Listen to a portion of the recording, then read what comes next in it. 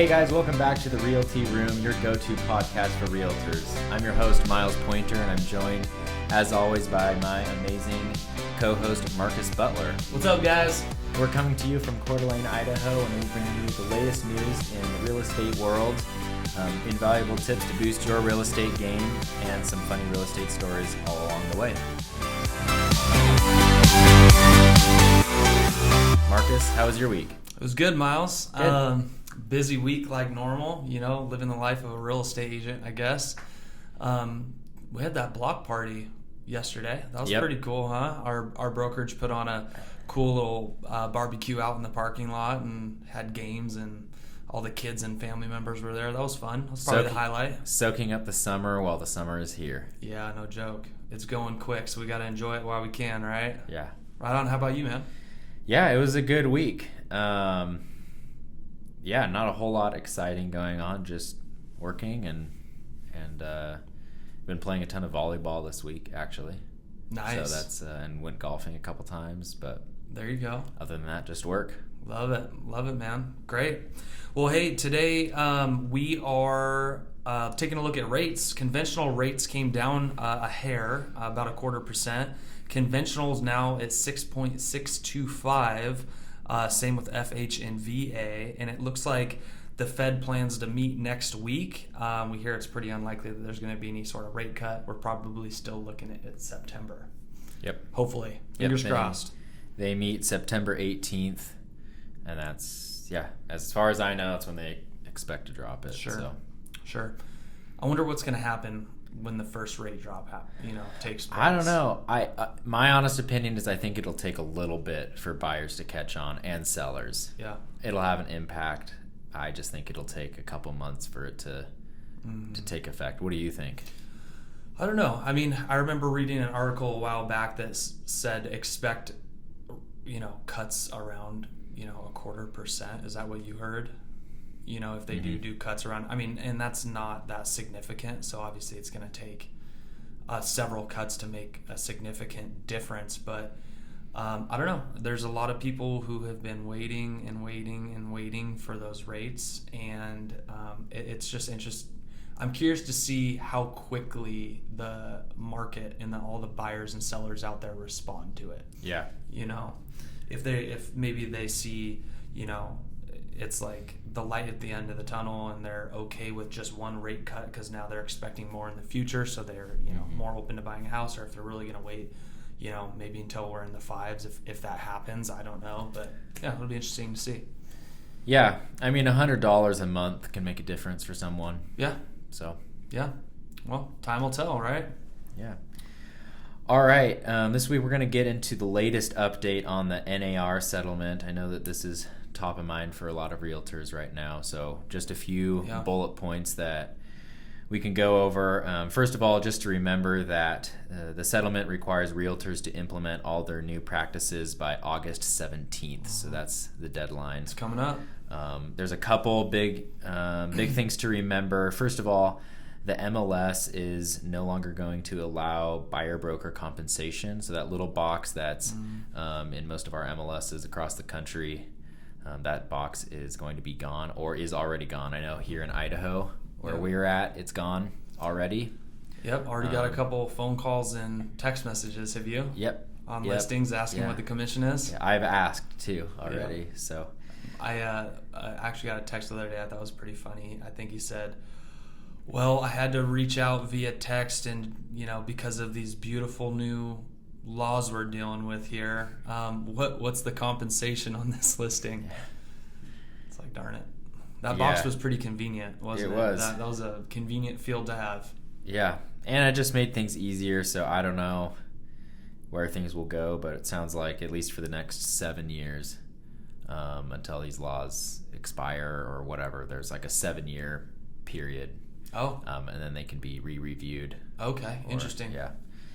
So the second big point to remember is that a buyer representation agreement is going to be required for all realtors working with buyers. Mm-hmm. And just to remember what working with buyers means, there's a few points here that were outlined in the suit.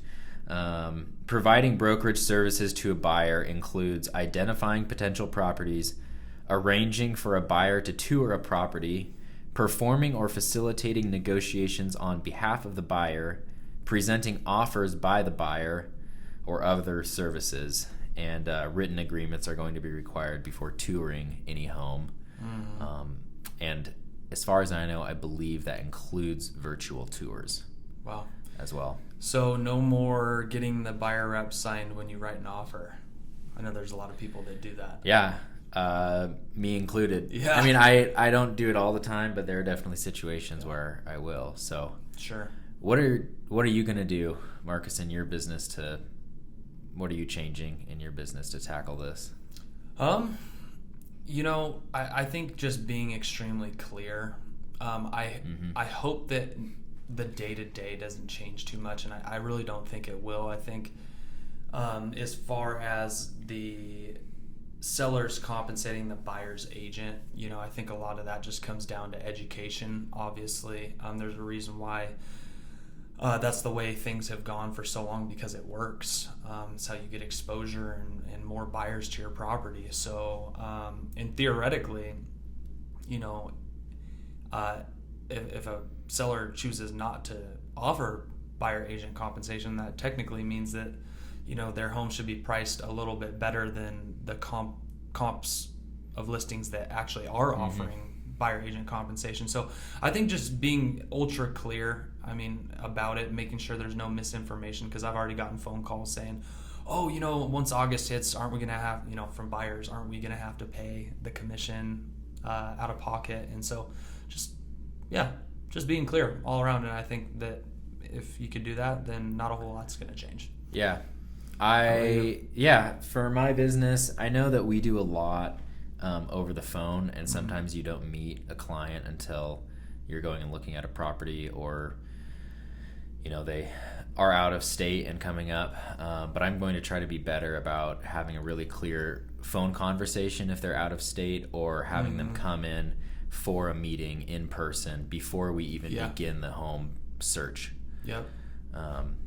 So that's one thing I'm going to change. Another thing is being, as you said, being super clear with both buyers and sellers. So with buyers, being really clear up front, this is what I charge for my services, and this may or may not be covered by the seller of whatever home we might buy, but we'll talk about it once we get to that point, and you'll know before we go and look at a house, being clear about what they're offering, because that might affect if they're interested in that home or not. Just systematizing it a little bit more, and having that process is going to be and key, I think. Yeah, and the third thing I'm going to do is when I pull comps for listings, when I go to list a house, I'm going to ask what they're offering for buyer broker compensation. If they're offering X, then I don't want to offer more than X, right? But I also don't want to offer less. So I think that could be another that's a unique thing to look into. Yeah. So you're talking about the active comps. Yeah. The competition, the active competition. Okay. So as far as we know, the MLS will be responsible for enforcing these rules. So I don't know exactly what that looks like, but my guess is probably there will be some realtor will be monitoring a little bit, and we can call in issues, like other issues that we have. We can call that into the MLS. You mean like if one agent sees something being done improperly, they go not file a complaint, but they contact the MLS. Let them know about it. My guess is there'll probably be some of that, because the MLS obviously isn't going to watch, I'm sure, super diligently everything. But the MLS, as far as we know, will be responsible for enforcing the rules.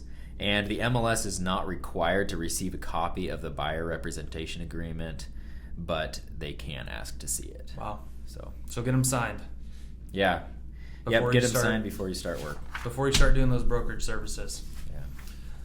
Awesome. And some thoughts on commission workarounds. I know there's a lot of chatter out there among agents, if there's certain ways you can get around marketing that there is buyer agent compensation being offered. Just in case you're kind of trying to think of those things, just keep in mind there was a article written by James Dwiggins of Next Home. He's the CEO, and he was just saying he had a great point that he made, and that was that there's a lot of light on this topic right now and on real estate in general, and there's a lot of money hungry lawyers out there who and they've seen lawyers have success, right? Mm-hmm. And so since there's so much light on this topic, just be careful. If I guess I would suggest making sure something is okay, whether you're thinking about putting compensation on your website for your listings or whatever that may be. Just know that people are probably going to be out there looking looking for opportunity. Yeah, this is a super gray area right now, and we don't really know where the law stands. Yeah. So it opens up the possibility of lawsuits. Sure. Of more lawsuits. Yep. So, and I'm sure more information will come out in the coming months too. Hopefully prior to the August 17th, but and probably even after that. There's going to be a little bit of a curve. Yeah, and there'll be new forms, I'm sure. Like I know, the states that I'm licensed in, new forms will be coming out. And I'm sure that whoever's listening, whatever state you're listening from, new forms will be coming out. So be sure you're following those best practices. Yeah. So we got a couple thoughts today, huh? We're not doing funny finds. We're doing thoughts of the week. Are we changing it up? Yeah, changing it up to thoughts of the week. Let's do it. What do you got? Okay, my thought of the week is on wholesalers. Yep. So for the first time this week on one of my listings, I had a wholesaler call me, and we actually had a really good chat, kind of a younger guy around my age. But he was talking about the possibility of maybe buying my house, and then if any of you don't know, wholesalers typically will write a contract up on a house, and then while that's in contract, they will find a buyer to take over that contract and sell it to the buyer. And the way that wholesalers make their money is if they write up a contract for a certain amount, they try to resell that contract for a higher amount to a buyer that they have, and that's how they make their money. So and this might work in certain areas, but right now we have such a balance between buyers and sellers, and maybe at times even more sellers than buyers, or more buyers than sellers. And so it's hard to find the distressed homes that sellers really need to get out of. And it's difficult for wholesalers to find those kind of deals right now. Yeah. So and a lot of people, wholesalers, to my knowledge, they target people who need cash, right? They're upside down on their house, or they have financial issues. And so what's beneficial to those sellers is the fact that they'll have a lot of cash in their pocket in 2 weeks, right? Yep. But over the past couple of years, especially in our area and some of the other areas that are growing so quickly and home values have gone up, is a lot of people have so much equity in their home, right? So if they have a lot of equity, they could go take out a line of credit or something if they wanted. Yeah. They don't need a wholesaler's money. So I would imagine, to your point, it's gotten a little harder for them. I could be wrong. That's just a thought. Yeah, at least in our area, it's gotten more difficult for wholesalers. And my opinion, I don't really like the wholesaling idea. I know for me, if I had a pool of buyers, I would just be reaching out to those buyers when I have listings. So for me, I don't see the point for myself getting into wholesaling. But if you do get into it, just you need a large pool of buyers, a network of buyers. Yep. To even start. Really. Sure. People to transfer that contract to. Yeah. Yep. Marcus, what's your thought of the week? Well, I had to write an interesting offer this week. Okay. It wasn't one I wanted to write. I wrote it, but I had a client that I've been working with. I actually have a piece of property listed of his, and out of nowhere, I'm actually out getting lunch with another coworker of ours, and I get a text out of nowhere. I don't know this property. I didn't even know my client was looking at this type of property. But the text message says, hey, I want to offer $2 million cash, close in 7 days on such and such address. And I'm like, oh, geez. I mean, that's a good text message to get out of the blue, right? So, what do I do? I go look at the address and see what it's listed at. Listed at $3.6 million. So I tried everything. I tried explaining it 3 separate ways why offering $2 million was not in his best interest. And I told him, I said, hey, look, there's 3 things that could happen, right? They could accept your offer, but we know that's not going to happen, right? So that option's off the table. Mm-hmm. That leaves 2 other options. They either tell us to pack sand and get offended, right? Or they actually counter offer us, right? But we know they're not accepting it, right? So why not put you don't even have to put your best foot forward, but why don't you put a little bit stronger foot forward at least? Try not to offend them. If he was willing to pay a little bit more than $2 million, which I knew he would. Why not try to not offend them, and actually increases your chances of still getting a screaming deal? I mean, the agent who has this property listed is a fantastic agent. She's extremely nice. She's very smart and knows what she's doing. So I knew the chances of her even letting her client accept an offer like that was close to none. So what would you do? Would you even write that offer for I think I would, that client? I think I would do exactly what you did.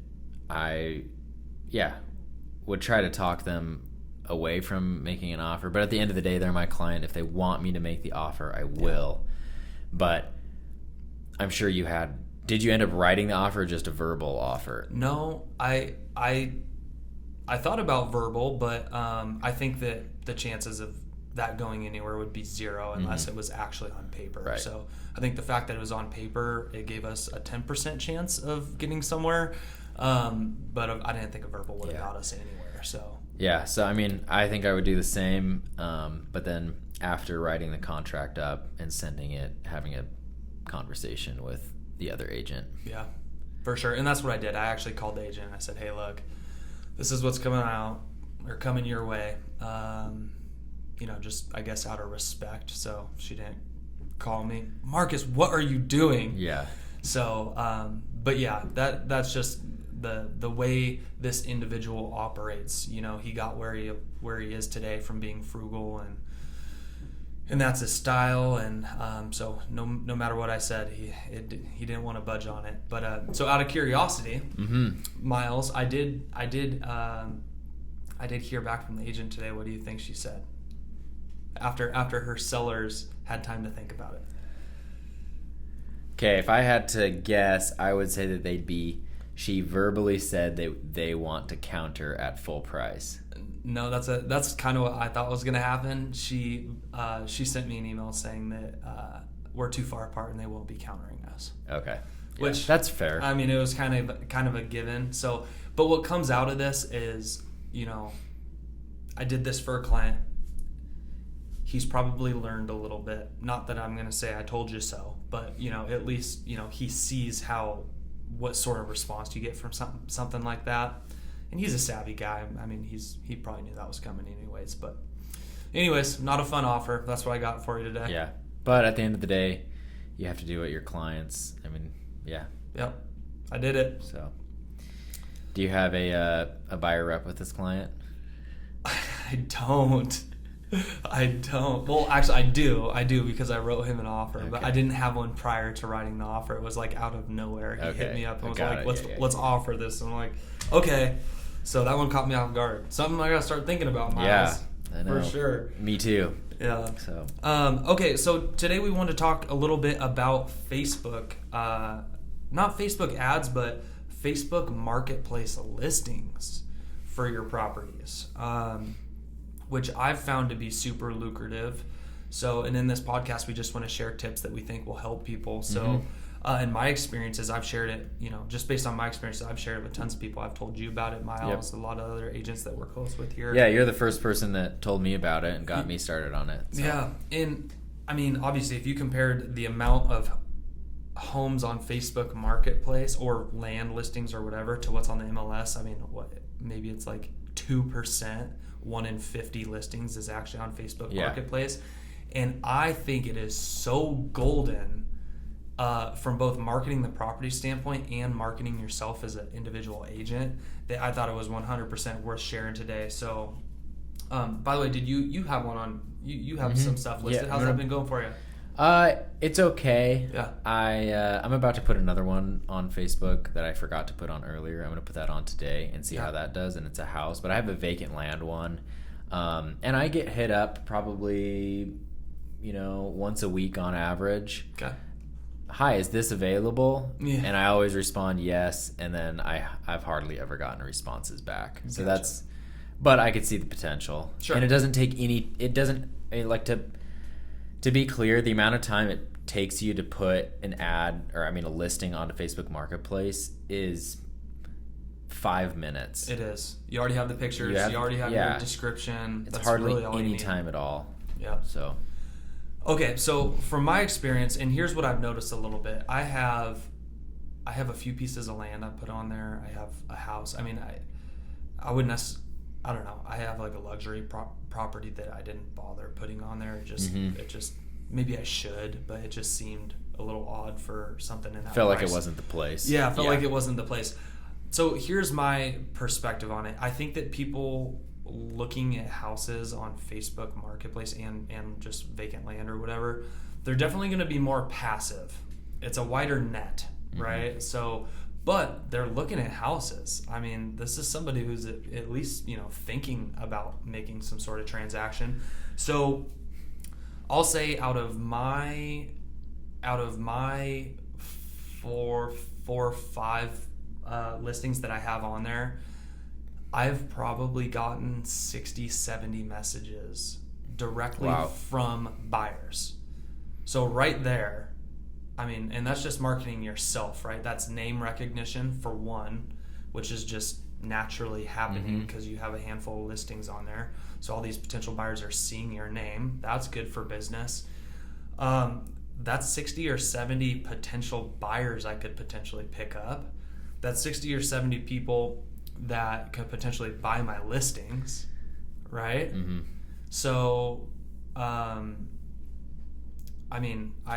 it's worked out really well. Yeah. It's worked out really well. That's cool. One thing that I think is cool about Facebook Marketplace is it links directly to your Facebook account as well. And so they can click on your profile and see, everything else that you're doing. So I don't know about you, but I just have I do have a Miles Pointer Real Estate business profile, but and I usually double post onto that, but I primarily just use my own personal account to build my brand. Me too. And so it's easier. So that's where I post all of my marketplace listings through. I don't even know if you can post marketplace things on a business account. I don't know. But it's not even an account in general. It's a page. It's a page, which is different than an account. Right. And so, but it links straight to my account so people can see what else I'm doing and they can see kind of who I am, and it just helps cement, that name recognition, as you were saying, helps cement that even more. Yeah. Yeah, very great point. And also, I mean, if you want to show your client that you are working for them, you're being proactive, you're not just sitting there. I mean, it really does make you look creative too, right? A lot of people haven't thought of that. They just hear, oh, social media is the big thing, especially like the older generation that doesn't really understand social media.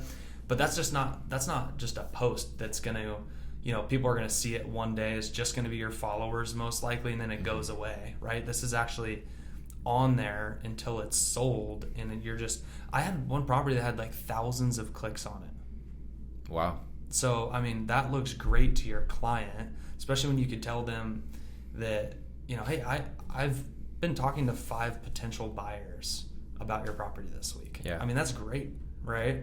So anyways, if you haven't tried it, try it. It doesn't take much time, and I think the results will be really great, and it's just one more tool in your toolbox. Yep. Cool. All right. Awesome. Well, thanks everyone for tuning into the Realty Room. We come out with new episodes every Tuesday, so be sure to catch us next week. You can follow me on Instagram at the real Mark Butler. That's Mark with a C. And you can follow me at Miles Pointer. We'll catch you guys next week. Take care.